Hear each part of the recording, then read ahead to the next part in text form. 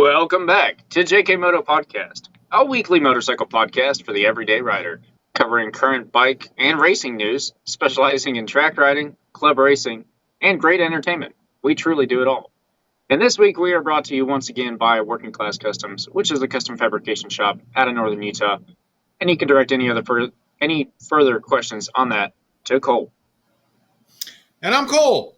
That's Cole, and I'm Easton, and we are your two favorite hosts of your favorite weekly motorcycle podcast. And I have a confession and an apology to make before we get started. Anyway, as you can tell, I'm not at home in the normal podcasting spot. I'm on the road, but currently I'm in the mobile stable studio, whatever it might be. So with that, we're on the road running in cell phone service. So I apologize, one, for the audio, two, for the if things are a little interesting, and mostly to the editor is where that apology goes. But we will make do.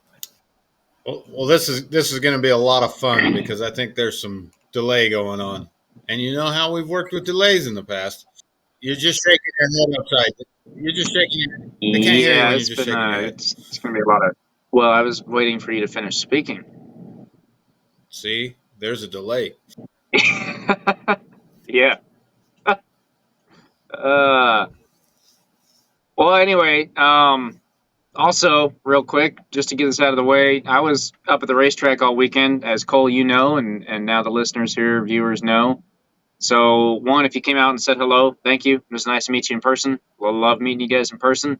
Two, if you didn't come out and say hello, one, you should go to the racetrack, and two, you should subscribe down below to the YouTube channel.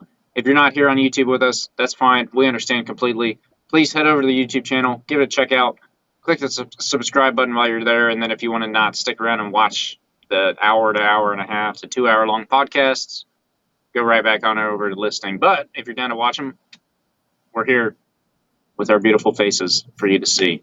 Okay, I was just making sure everything had came through, and now it's my turn. So you got to go do a track day. I understand. I didn't get to do a track day. Yeah, I did. Did you have more to say about that? You kind of posed that as if there was more to say there. You're frozen. Oh. Hang on. Yes, you're One back second. now. Am I back? Okay. I'm putting the camera closer to the window to hopefully get better service. You were saying something when I stopped talking. And you missed it? Am I still frozen? No, I'm just pretending I can. Anyway, yeah, we do have this week's rider tip brought to you by Brainerd Motorsports, which is building solid riders through vision-based coaching. So this week's tip from Josh Bittinger himself is get a grip. Before you get a tune, upgrade exhaust, or add other performance mods, install some tank grips on your bike. 200 horsepower means nothing if you aren't comfortably locked onto the bike and can't hang on. There are bike-specific grips, or you can buy a universal cut-to-fit sheet from Stomp Grip for less than $50. Grips are one of the first things you should get for your bike and are a big bang for the buck in helping you get around the track faster and more comfortably. Get a grip from Josh Bittinger. Yeah, I agree. That's one of the first things you should definitely do to your bike. You find out real quick how slick a shiny paint job is on a motorcycle when you're trying to hold on to it going through a corner.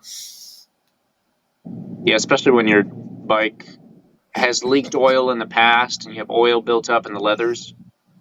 It makes it even worse. But yeah, I mean, I actually haven't ridden a bike on the track without a tank grip. That's like the first thing I did to my bike before I went to the track. That was one of the first upgrades, and it definitely makes a difference. And even like on the road, I would say that's a useful thing to have because jeans are way more slippery than leather. Yeah. If nothing else, it protects the paint too, right? Yeah, it's supposed to, unless you buy cheap knockoff Chinese ones and you super glue them to the tank, because they won't. When I pulled the sticky part off of my first tank grip, actually the first one went fine. The second part, I pulled the back off the sticky, and the sticky came off with it, and so we just shoved some super glue in there and called it good. The only thing I would argue with the rider tip this week is, hey Josh, if you've got a link to where I can get Stomp Grip for under $50, please send it my way because I just looked it up. It's $64.99 is the cheapest I can find. Well, maybe that's just a Texas thing. Maybe they got less taxes down They there. wish. Well, anyway, Josh's prices might have been a little bit off, but his tip was great. We absolutely agree. And honestly, like I love that tip because it's so cheap and easy. Like anyone that has a motorcycle, sport bike specifically, should just go grab some, especially if you're about to do a track day or you've done a couple and you haven't gotten that yet. Tank grips on the side. Absolutely agree with Josh. Thank you, Josh. Make sure you go check him out. We'll have a link down in the description. He operates down at a MSRH and also operates with RideSmart throughout all of Texas. And they got a whole fleet of new Aprilias down there, so it's definitely worth checking out at least the RideSmart part. Then hopping over and joining Josh for some more focused training. I was going to say, without further ado, let's go ahead and break an intro and then get into the episode. Yesterday at one point, I was in sixth.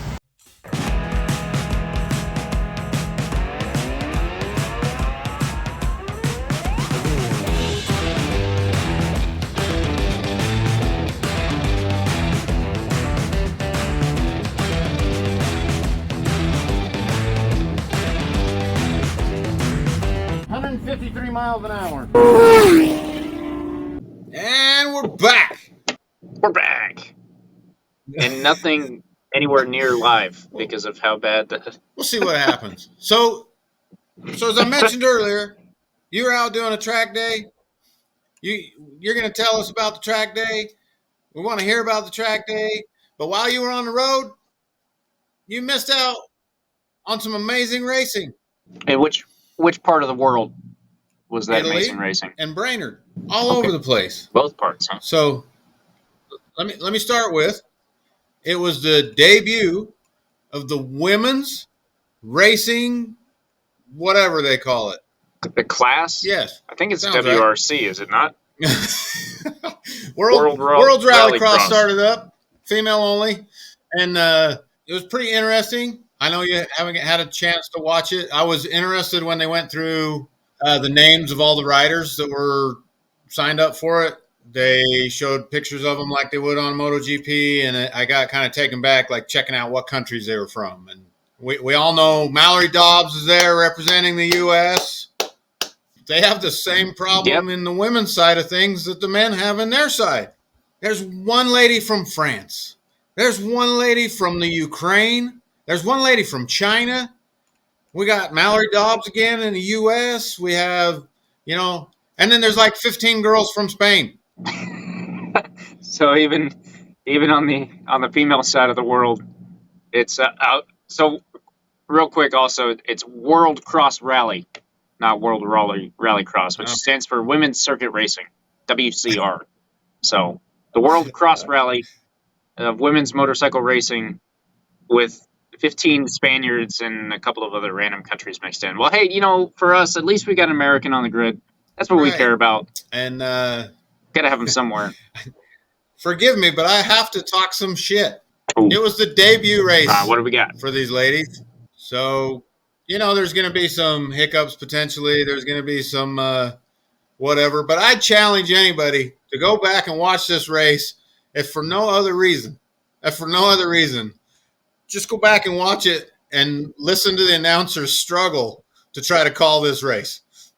Race 1 in particular. It was so much worse than box office. So we had a very unfortunate red flag to start the race. They had completed a handful of laps. There was a red flag. Mm-hmm. A couple girls actually were seriously injured. And I don't mean to make light of any of that, of course, but they red flagged the race and they moved it to the end of the day. At the end of the day, when they came back on to race, they changed it from 11 laps, I believe, to 5 laps. It's a 5-lap shootout. Okay. So here we are. The anticipation has built up. They take off. Green flags. They get to corner 2, and another girl puts a bike down right in the middle of the group. Bike's spinning on the track. We're red flag again. Okay. Interesting. So they take like a half-hour, 45-minute break waiting for their next round to come back out. So here's our third restart. They take off, and a girl. I mean, I should have these names and stuff, but maybe they don't want the names. Somebody crashed on the restart, and the bikes very scarily slid. I don't think they'd cleared the starting grid yet, but a bike came sliding, like just kind of squirted out of the side and ran into the wall Like, right next to like the person with. Yeah, it was like down and it was sliding, and boom, they ran into the wall, and they were able to clean that one up. They were able to clean that one up before the bikes came back around, so it wasn't a red flag. I guess there's a positive on it. But but I heard some things. I mentioned the announcers, and I recorded some of it. I'll send some of it to you. I recorded some of it on my phone just because I was like, oh, these poor announcers. There was a point in there where they said, and here goes so and so, and she completely missed that apex. They said that as announcers during the race. Yes. Okay. And then, you know, today, so that was race one. They finished the race. There was a little bit of excitement up front between two of them, but day two, race two, now's our chance. We can clean everything up. We've learned all our lessons. Everybody's used to running together, and for the most part, they did. They had a clean race two. During that race, and I've got to find this. I got to find this lady's Instagram or something so I can message her. I took some screenshots and some videos of the announcers trying to call this. There was a lady, Sanchez, in the third place position. She wouldn't commit to a pass. She just wouldn't commit to a pass for the first 3/4 of the race. She'd be on a completely different line, and the announcers they were acting like they didn't even know how to call it, because she goes up. I think she was fastest. I think she was the fastest bike out there, but she was sitting in third. And she would shoot up on the inside, totally clearing like the second place rider, and then back off and let them go by. Corner after corner after corner. And it caught the announcers like multiple times. They'd be like, and Sanchez takes the second. No, she doesn't. She's talking like she's coming in and then just says nah, or like she just completely over here. She was taking a tighter line than everybody, and she would cut in, and she would have the spot. Like, there were times when she absolutely had her front wheel was absolutely ahead of the other rider. Mm-hmm. I mean, easy pass, stand the other person up, and she would just slow down and let them go. And then she'd stick it in there 2 corners later again the same way, and 2 corners later the same way, and I was just rolling on the floor laughing, going, somebody pull her aside and tell her to stick it in there and leave it. Yeah, that's. I mean, it sounds like a rough first weekend. It kind of reminds me of a few years back when Moto America went to the Ridge for the first time, and they go straight into the chicane and they're just blow it apart. Right, going to the chicane, it's just straw, hay everywhere, gone. I was questioning. I'm like, man, are they even going to come back here? This is nuts. No one knows how to figure it out. And then on day two, they figured it out. So it kind of, from what you're describing, and yeah, I haven't seen it yet, sorry. But it reminds me of that. Maybe, hopefully, we're just kind of working out some kinks and we can clean up and move forward better tomorrow. Well, I think I'll probably get burnt for all those. I'll probably get burnt for all those comments, but I'll watch it again. I mean, I checked it out, but yes, there's maybe some growing pains. I mean, all that being said, there was some good racing. Typically, like most races, the cameras were just held on the front 4. Mm-hmm. And we had in race 2, there was a 5-bike breakaway, and that's pretty much all we got to see was those 5 bikes up front. And there was quite a bit of passing. It'll be interesting to see how that goes. Interesting. Well, yeah, I mean, we'll definitely keep our eyes on it. I'll probably catch the next one because I did have a busy weekend. I've got a pretty good excuse. It's not like I was just sitting at home. But I'll try and catch the next one for sure because, I mean, we got an American out there, like we kind of already mentioned. So, yeah, let's hope. Do you know where are they racing next? I should know this, but I don't. England. Okay. England with World Superbike. And it's, I think it's the weekend, the first weekend in July, I believe. Yeah, that's hard to find because I'm going to say, you don't have to look it up. Don't eat up more bandwidth. Yeah, it's cell tower bandwidth, so it's a little different. I don't think my one other cell phone is going to be affecting it too much with how many other people are in this parking lot trying to use it. But yeah, sweet. So the World Cross Rally Women's Circuit Racing Series has officially taken off, and it is in the air. And we'll In the air. yeah. Well, I was thinking I was about to say crash landed, but that didn't feel right. I mean, they had two solid races, but at the end of the weekend, right, from the sound of it, so it couldn't have been too bad. But you mentioned earlier some other racing in Italy. Well, not other racing, but some. Well, that's where they were. Yeah, that's what Yeah, sorry. that's what they were. So they're in part with the World Superbike Series. So they're attending those races at the same time. So how does that kind of just brings It up a was question, and maybe you don't know. I don't know how much World Superbike you watched this weekend, but I mean the baggers came to Coda with MotoGP, and you ask anyone, and they weren't really there with MotoGP. They were just kind of there on their own as an afterthought. We kind of discussed that back on that weekend. How does that compare for this women's circuit racing with World Superbike? Do they really get a decent part of the weekend? Yeah, so it's not like that. They were treated just like another class. It was just another class in the regularly scheduled program. Okay, all right, that's good. That it would be pretty. I don't even know. That'd be rough to introduce this awesome women's circuit and then not even get treated like you're real. So that's good to hear. Hopefully, we'll send some good thoughts over to Mallory Dobbs away, and hopefully she can produce some sweet results out there. So Mallory Dobbs finished 15th in the second race, Mm-hmm. which was the last point scoring position. So she brought home a point, and that is what it is. But I did see later today that she is the first American woman from the United States to win a point on the World Championship. There's a first. Yeah, that's awesome. I mean, that's a record right there. Done. And something I would be remiss if I didn't bring up, because we missed it in the last podcast, and I couldn't believe it. As soon as we hung up the phone, I was like, are you kidding me?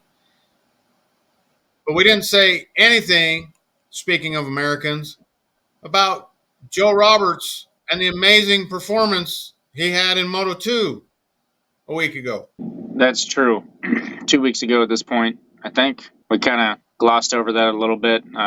To be fair, we just kind of glossed over MotoGP and that whole stuff in general. But yeah, But that didn't deserve glossed over. I agree. Yeah, I don't want to touch on this too much tonight. Maybe it'll be better to talk about it next weekend. But with Joe doing better and better and better, and took a first place win, that was awesome. And there's an open seat at Aprilia now. Hint, hint. One on that, I told you so. It's 100. Well, yeah, there's three, but there's one at the factory team. Anyway, like I said, we don't need to get into that tonight. Stop. We don't have to get into that tonight, but it ain't going to be factory. The whole point of Joe Roberts going is because he can sit on one of the American bikes potentially with the American riders. So he ain't going to the factory seat. That's out. Okay, yeah, it doesn't need to be talked about anymore.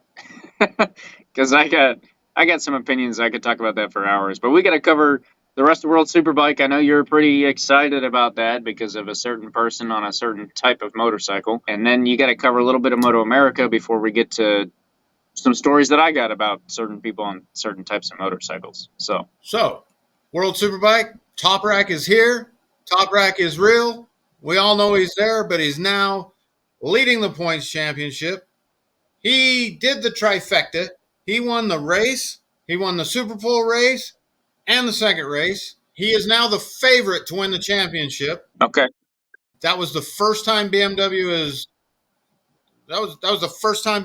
has won all three races. I think they said at this rate he's going to be like if he keeps it up this year, he'll be like the number one BMW rider of all time in those series. of all time, they're already putting that on him. I guess just like from a statistic standpoint is what they're talking about.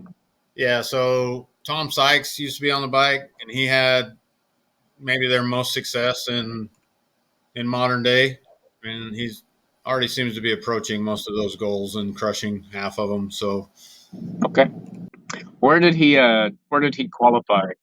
First.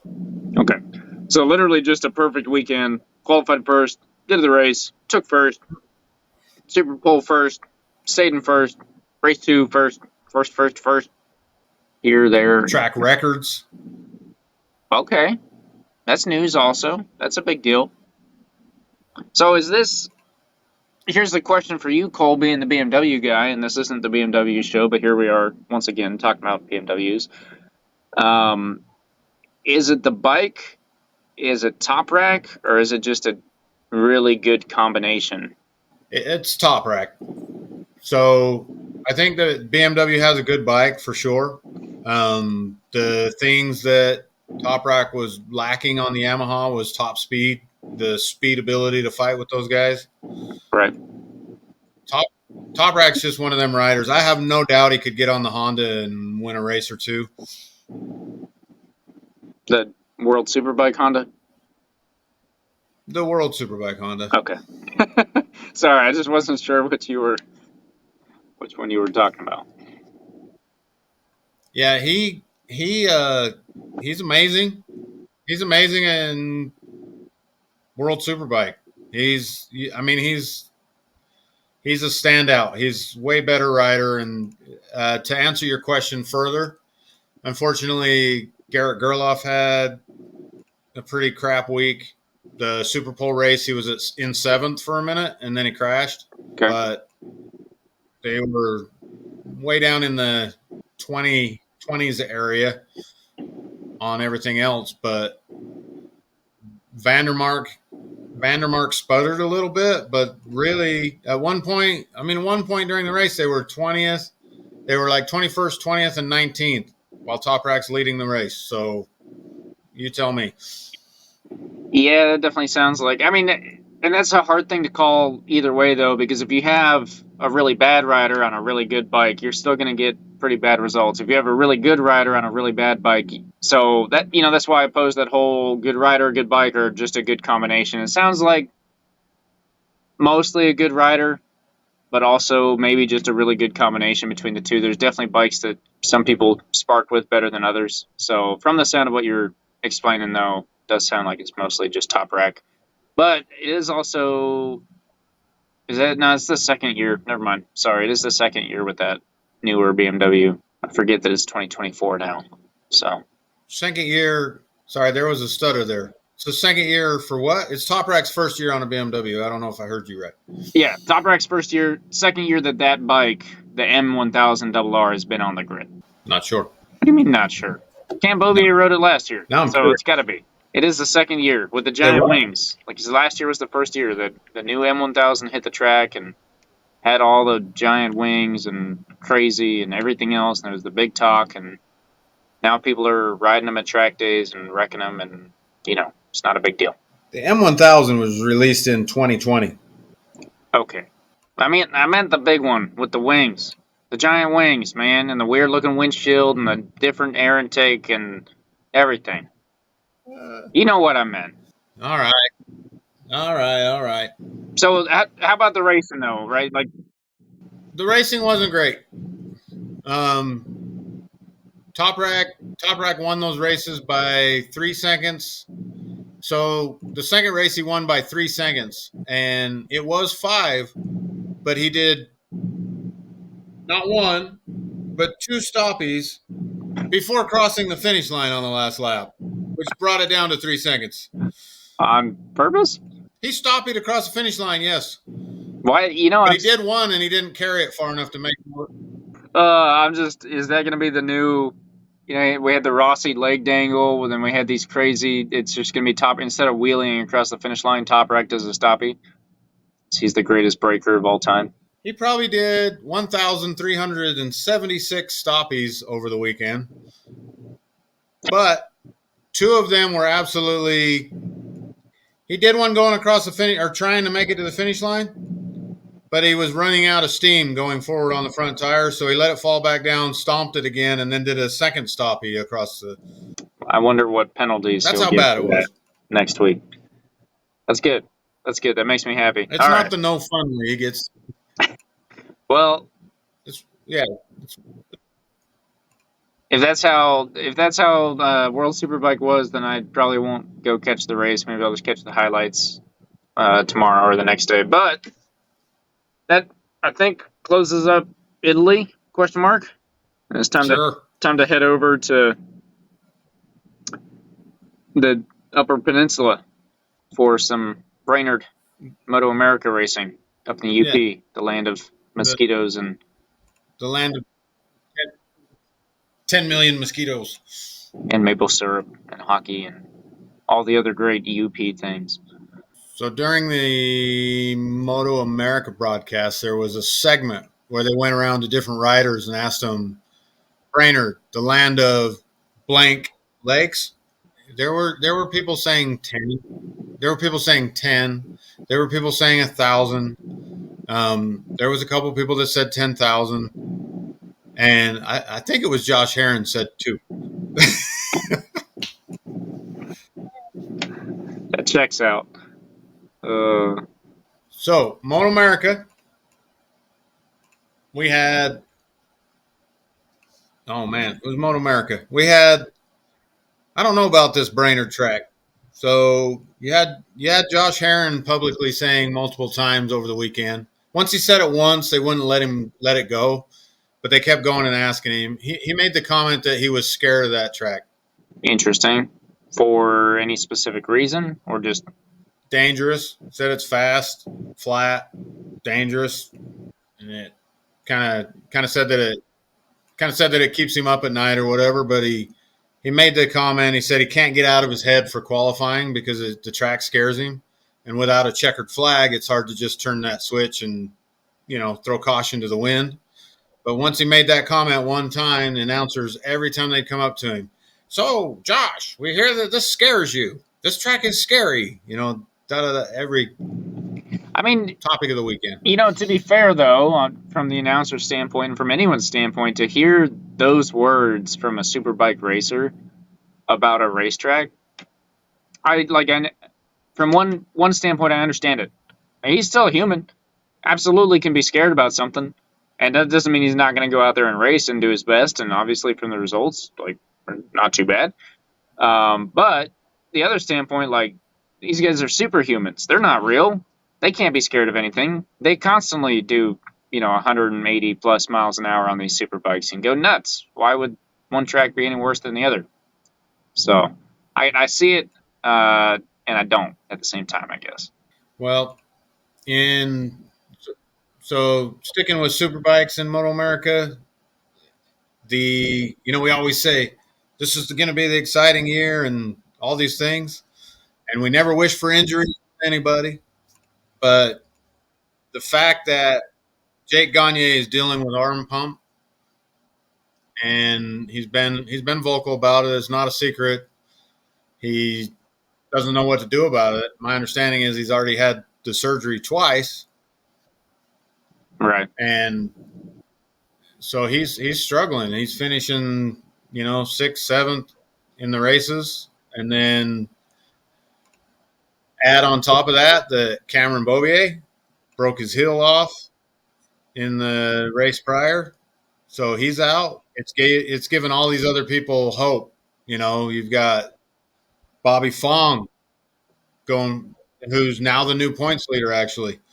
You have Josh Heron, Loris Baz. They're all sniffing it now. Right. Yeah. I wish I could have watched Moto America this weekend.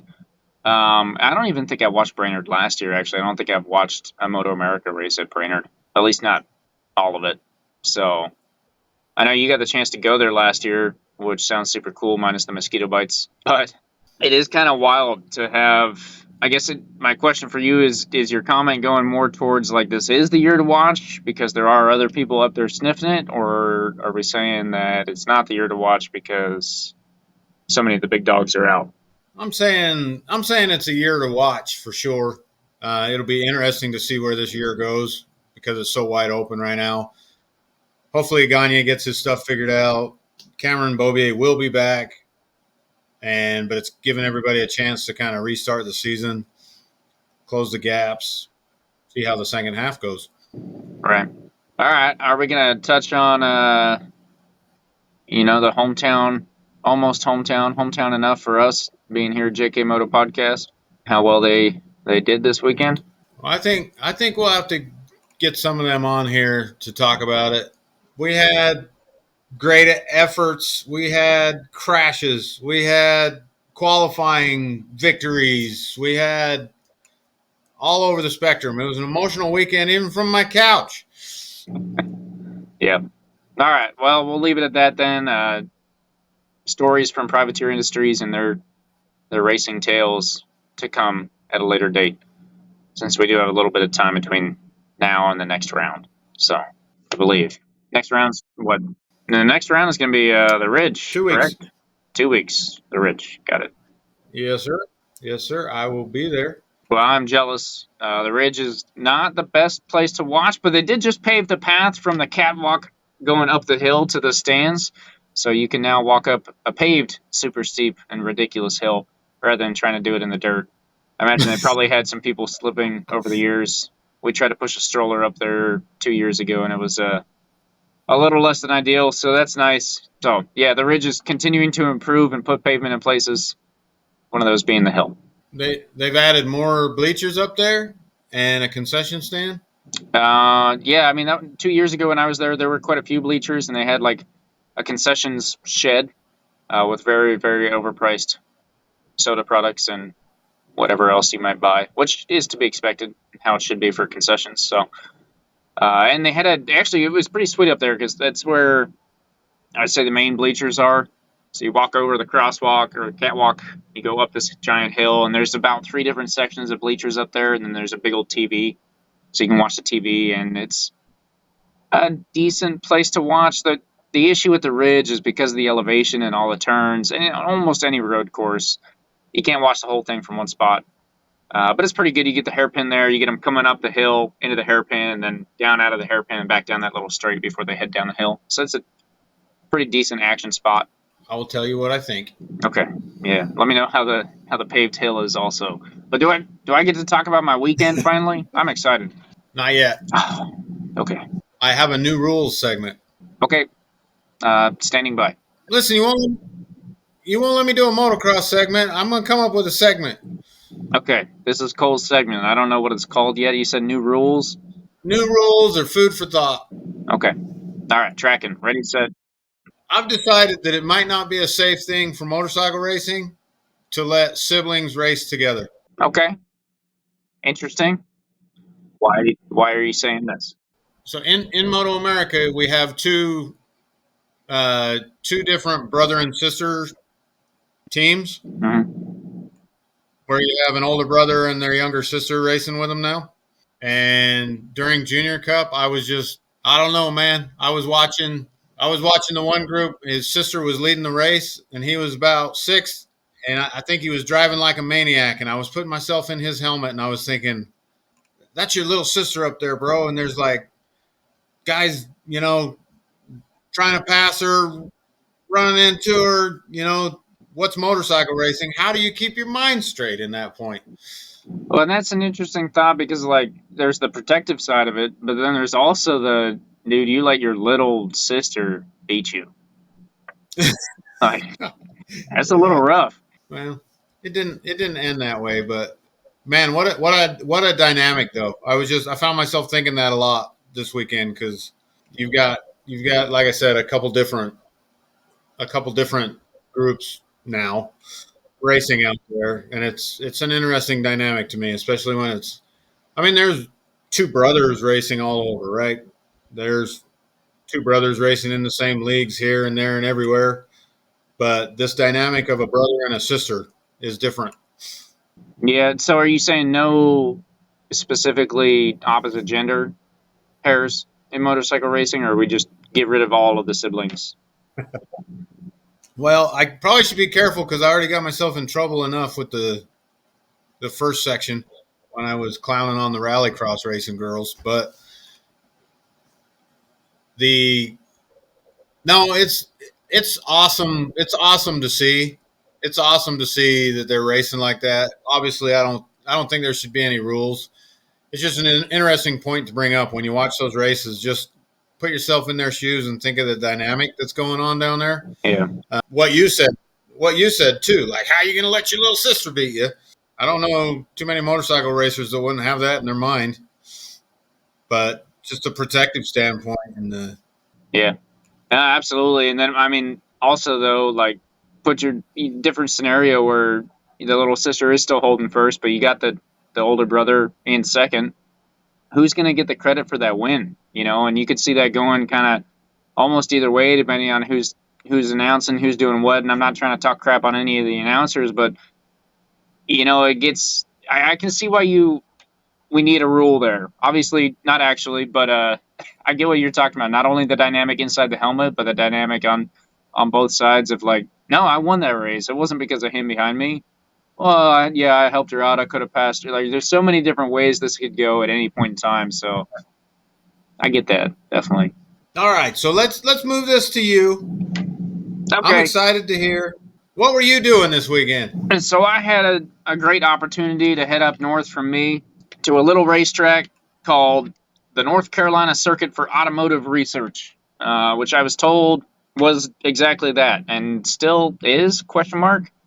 They might be running out of business. I don't know. But Automotive Research. So the track was built to test supercars.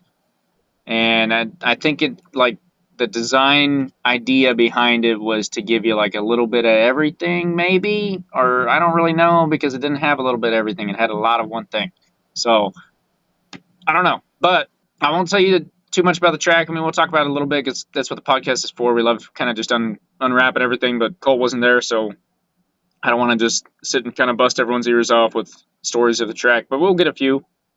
But stick on the channel for a little bit. I got some good content coming out. We got a track review coming out of there. We got an R7 review. That'll be nice and quick and easy because the R7 was great, but I didn't have a lot to say about it. The ZX6R, got to ride that out there. We'll get more into that in a little bit. And then I finally tested the brakes on the Gixxer again. We're not going to talk about that at all. And we're going to start doing some track org reviews. Wait. Did that go bad? No, I was just joking about the not talking about it at all. We can talk about it. It's interesting. There's some things I got to check when I get back home, but the brakes worked just fine. There wasn't ever a point on track where I was in any sort of trouble or in any sort of like putting anyone else in danger.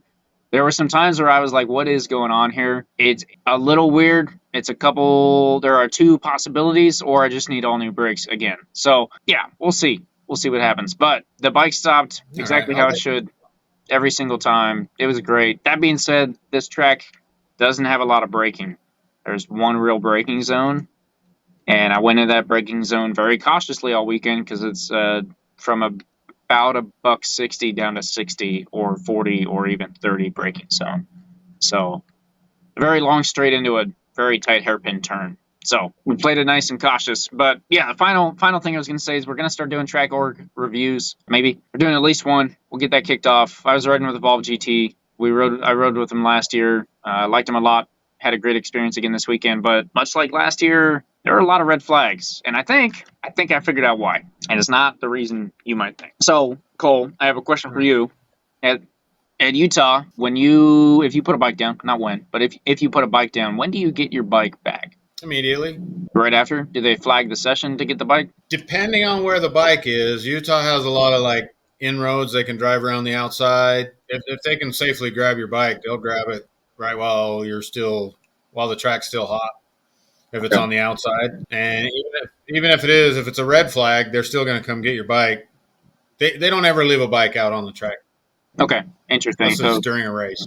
So we've been to a couple places where they're out there till lunch. You know, there's one, I forget where that was, but there was somewhere where they're like, it's out there the rest of the day. You're not riding anymore. And we're like, okay. So I rode with Evolve last year at AMP. There were quite a few red flags out there, and I rode with them this weekend at NCCAR or NCBIKE. They're advertising that as NCBIKE now, so I need to stop saying NCCAR because they are that track specifically is trying to advertise more to motorcycle track days and saying, hey, like, you guys can come ride too. We're not just doing cars, even though the name car or the word car is in the name.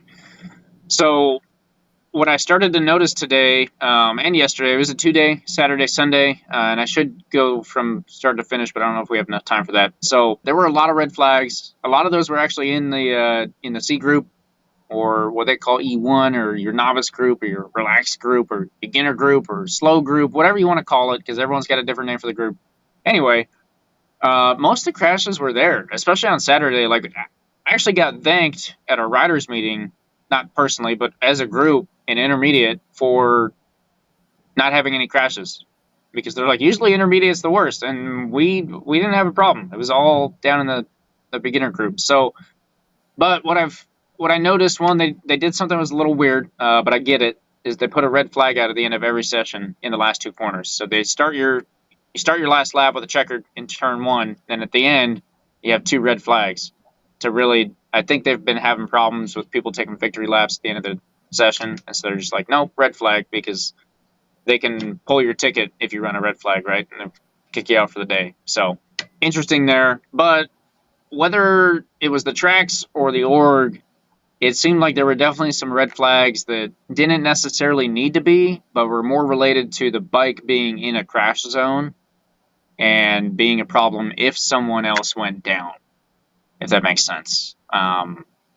And I think they were trying to avoid the focus. You know, you're coming around a turn and you see the cloud of dust, and so you're like, oh, what is that? And you get over there and there's a yellow flag and a cloud of dust still, and then you're like, oh, look at this bike, and then you're more likely to join the bike off in the dirt and also have to sit out there around. So I think that was part of it. But yeah, it was a pretty red flag heavy weekend for the other groups. Our group wasn't too bad until the end of the day. And I just want to put, you had your rider tip moment last week. I also want my own rider tip moment, and this isn't like a big, huge rider tip, but if you're out racing, you do a warm-up lap before you hit the grid, correct? Correct. So you get your tires a siding lap. Yeah, right. You get your tire warmers off, and you get out there. And are you doing that at full speed, like racing? Yeah, unless you ask Anthony, and then he said, "I need to go faster," but that's another story. Okay, well, I'm just saying, like on your siding lap, is that like 100% race speed? You're pushing every single corner as hard as you can. You're giving it. I won't go as far as say 100%, but yeah, It depends on who you talk to, right? We just talked to Anthony on here before and he says, if your tires are on the track, you should be pushing. I tend to lollygag a little bit because depending on where I'm starting on the grid, I'm trying to gauge that, so I'm not. Don't pull up. But yeah, generally people are pushing though on the siding lap.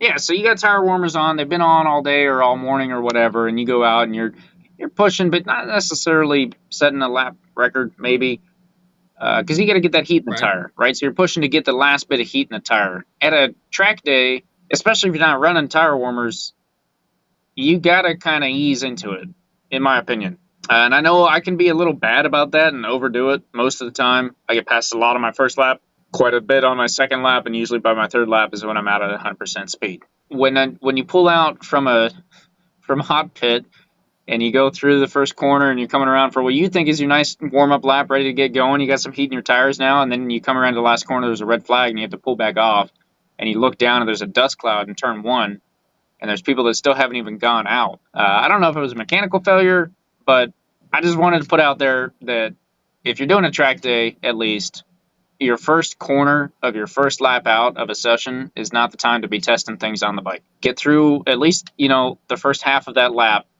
get the tires warmed up. You don't need to set a lap record on the first lap out. You're not going to anyway because you're from a standstill, and it's also just a track day. So that's my rider tip. It was very weird. It's, I think, the quickest red flag I've ever had in a session, and one of the few times that I've stayed out for a red flag, because usually anymore they, it's not really worth it. But yeah, there was so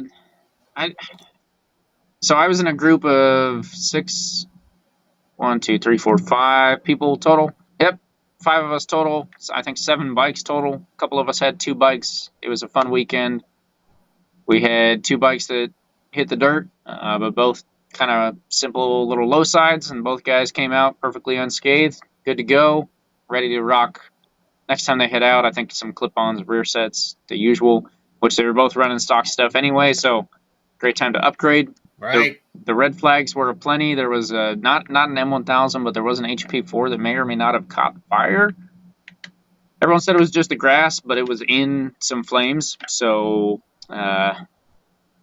yeah. But I don't think... I'm not laughing. Sorry. No, you're good. I think my point of telling the red flag story and the way that I told it was that there was only once, maybe twice, that the ambulance was run out. So the red flags were to, hey, let's go get this bike real quick, get it off the race line, and get back out of here. So it wasn't like a crazy carnage weekend with a bunch of ambulances and everything else. The one downside I will say, and I don't know if this has evolved again or if it was the track or just the area. Maybe they don't even. It's pretty. I think the town that it's in is a population of like 100, maybe 1,000, maybe. But they only had one ambulance, so it was like day one. The session right before lunch got red flagged, came in, and it was the expert session right before lunch, and we're just kind of sitting there waiting. No call, no call, no call. And then finally they're like, yep, hey, it's lunchtime. Track will be hot at 1. And someone came by and asked me, like, hey, what's going on? I was like, I don't know. I mean, I saw the ambulance leave. They're like, oh, well, they don't have another ambulance. I'm like, okay, that makes sense. So with only one ambulance, when one leaves, can't do a track day without an ambulance. So, but yeah, the rest of the weekend, the red flag was really just kind of go get the bike or the person out of the race line and quick cleanup and head back out. So, yeah. Well, it sounds like we'll hear a bunch about that stuff. To touch on your going back just a little bit, to touch on your rider tip. I agree, but it is amazing how common that is. I mean, I wasn't there with you, but that wouldn't be the first time that everybody heads out first session in the morning. Boom, somebody's in the weeds. Okay. Even racers have warm up sessions. Yeah, the crazy part was, I mean, this is North Carolina in the middle of June. I think it got up to 86 degrees both days. And the ones that happened at the beginning of the session were actually more in the afternoon. And I think that's where it kind of came from, is this false sense of like, track's hot, I'm good. Even with a warm track and your tire's been sitting out in the sun, you gotta do a warm-up lap. And especially on a track day, if you're out there racing and you're trying to really get some heat in that tire, and I mean, if you're at the front of the grid, you got to come around, you got to get there quick, get the heat in the tire built up, ready to go.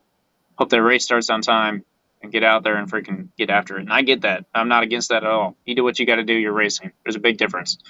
So, yeah, I don't know. The rest about NCBIKE will come out in that review. I don't want to just sit here and talk about it forever. Interesting track. Definitely a very flowy, very high-speed track. I had an opportunity to talk to one of the Evolve GT guys, and he's like, well, what'd you think? And as they usually do, they're, providing you a service. You're a customer, so you want to hear about it. So I was like, yeah, I like a technical track personally. I think you and I have had this conversation before. I don't know if we've talked about it on here, but Thunder Hill was one that kind of definitely threw me off, because there's a lot of turns there where you're not braking into those turns. You're just going. It's gas, maybe let off and gas again, and that's what a lot of NCBIKE was. Like I said, there's that hairpin right off the straight, and then that's it. After that, it's like you go into this section of kind of S turns, and then a big old long left, come back around for a right and a chicane, and a big old long left, and you're back on the straight. So I compared it to people I was talking to beforehand and after riding it. I'd say just about the same thing. It's like a little bit less boring Roebling Road, if that makes more sense. If that makes sense. So there's no elevation out there. I can see why it's a car testing track, because it just seems like a lot of like, hey, can your car grip for this long, basically. A lot of long turns, and they're interesting because they're like, could be double apex, could be triple, could be just stick to the inside, could be stick to the outside. There are a lot of places where I found myself definitely on the wrong line, definitely not with as much speed as I could have, and being passed by a bunch of people, coming around the outside of me because I hit the brakes going into it. So kind of cleared a little bit of that up throughout the day as I got more used to it. But definitely an interesting little racetrack out in the middle of nowhere, North Carolina. How are them Q5s holding up? They were good. Yeah, I mean, I had the Q5 rear on the Aprilia. I think it's a Q4 front. My only complaint with the Q5 is I wanted in the bigger aspect ratio, and I don't know. I think they make it. I think they offer a 260, but it's running a 255. So I want to bump that up and try it. I might throw slicks on the Aprilia. I don't know. I was getting a lot of comments all weekend from people about how small bikes are faster and big bikes are slow. Something like that. Yeah. If you're trying to do a top speed run on your bike, NCBIKE, great place to go do that. Can 100% absolutely do it. You come out of the last turn doing 70, 80 plus, depending on, maybe even more. I think there are probably some people scooting through there around 100 miles an hour coming out of that turn, and it's long. So you got plenty of time. Then a lot of braking at the end. So I'm gonna have to look up some videos because yeah, I mean that. from the sounds of this conversation, next time I'm there, that's not where you're taking me. I would go back. I would go back 100%. I don't like fast corners as much, right? I don't like the high speed corners that don't have a braking zone entering them. So if I don't like it, that probably means I need to work on it, and I'm not opposed to that. I'm never going to sit here and be like, I just don't like it, so I'm never going to do it. Like, no, you absolutely need to work on it. I know that going to a track that forces you to just have more speed going into and carrying through a turn is going to make you better somewhere else. So absolutely worth going back to. The trip for me is a little long. The facilities were not the best, but they're not bad. Interesting setup up there. I wish you could have been there and I could have shown you because we've been all over seeing all sorts of different things. This one is like, I think every racetrack on the East Coast is a little bit different, and they all have something you're just like, okay, it works, but this is weird. So this is definitely not short on that side, but not bad either. Gotcha. So yeah, that kind of sums up my weekend. Some red flags, quite a few of them. Not so much in my session. A couple boys went down, but they're all good. They're both relatively new track riders and getting faster and faster. The one's definitely faster than me already, so props to him. I think he's been in the track maybe 4 times. He's out there on an RS660 getting after it. But yeah, nice clean weekend. Bringing both bikes home. Going to do a little bit of looking into brakes on the Gixxer and figuring out what's going on there. But it worked. Everything was fine. So perfect. We'll talk about that part offline. Yeah, sounds good. Well, should we let them go? Yeah, I just wanted to see how many more awkward pauses we could have. Yeah, we'll let them go. Want to thank you guys for listening, and again, apologize for.